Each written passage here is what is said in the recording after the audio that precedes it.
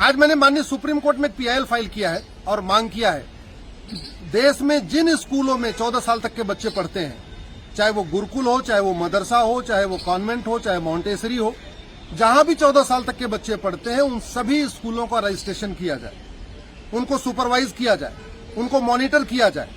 जहां भी 14 साल तक के बच्चे पढ़ते हैं वहां ये देखा जाए कि वहां पे बच्चों को पढ़ाने वाले कौन है, उनकी मिनिमम क्वालिफिकेशन क्या है। जहां भी 14 साल तक के बच्चे पढ़ रहे हैं वहां ये भी देखा जाए कि वहां कौन सी किताब पढ़ाई जा रही है, क्योंकि भारत में इस समय लाखों की संख्या में ऐसे स्कूल चल रहे हैं जो सरकार से बिल्कुल रजिस्टर्ड नहीं है, न सरकार ने उनका रजिस्ट्रेशन किया है, न सरकार उनका ऑडिट करती है, न उनकी किताब को चेक करती है। इसलिए सरकार को पता ही नहीं चलता है कि वहां पढ़ने वाला कौन है, पढ़ाने वाला कौन है, फंडिंग कहां से आ रही है, उसका रजिस्ट्रेशन कब हुआ, उसको किसने रिकॉग्नाइज किया, उसकी डिग्री वैलिड है कि नहीं है, कुछ भी चेक नहीं हो रहा है।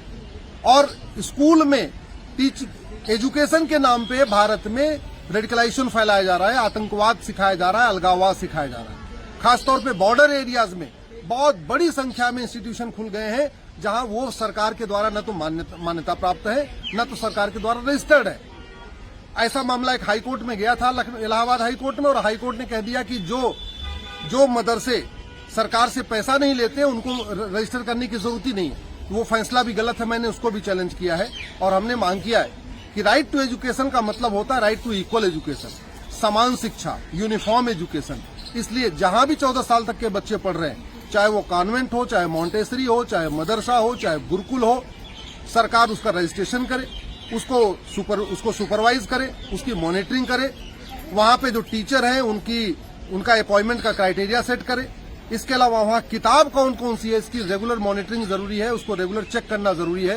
क्योंकि ये भी देखने में आ रहा है कि बहुत सारे स्कूलों में ऐसी किताब पढ़ाई जा रही है जो अलगाववाद सिखाती है, आतंकवाद सिखाती है, कट्टरता फैला रही है। इसलिए उन स्कूलों को या तो बंद किया जाए और अदरवाइज उनको रजिस्टर करके, उनको मॉनिटर करके, उनको सुपरवाइज करके उनको मेन स्ट्रीम में लाया जाए।